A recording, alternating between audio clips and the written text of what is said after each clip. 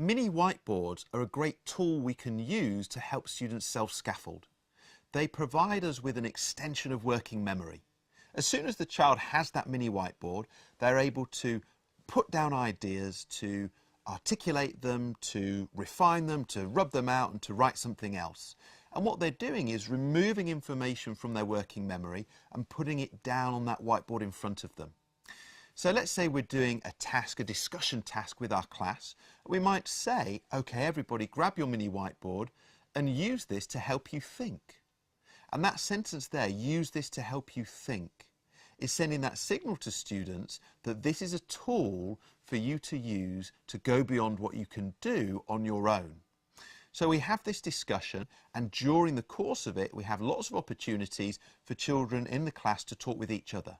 And while they're doing this, they make notes on their mini whiteboards, they draw images to supplement their verbal interactions, and they also capture their ideas. So what we're doing through that is we're providing learners with this self-scaffolding tool which allows them to do more in the discussion than they might have been able to do if it was just verbal. Now, of course, you can extend that and you can encourage students to use the mini whiteboard during other tasks like maths or writing. Here, it becomes an extension of their working memory, which they can have on the side as a supplement to their main book where they're doing their sums or they're writing a story or whatever it is. I think another advantage of the mini whiteboard in this self-scaffolding sense is that students can very quickly wipe away what was on there. And some learners really like that because it means they can get rid of mistakes once they've made them, or they can just start afresh very easily. So it sort of minimises that fear of failure and fear of making mistakes. Another example of self-scaffolding is to create a classroom with lots of scaffolding tools around the room. So for example, we might have a word bank over here. We might have some crib sheets on the desk, maybe laminated crib sheets. We might have number fans. We might have a world map over here.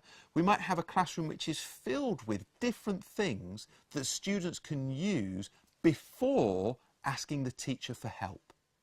And we model how to use those different items, how to apply them in different contexts. And of course, if students forget and ask for our help before we think they really need it, we can remind them. We can say things like, Samira, have you thought about using the map first? Have a go with that. If you're still stuck, come and ask me afterwards. So we're really encouraging this independence, this self-scaffolding by providing an environment with lots of tools in it which students are able to use as and when they need them. Golden nugget. The aim is to create an atmosphere in which students feel they are active agents in control of their learning rather than passive recipients.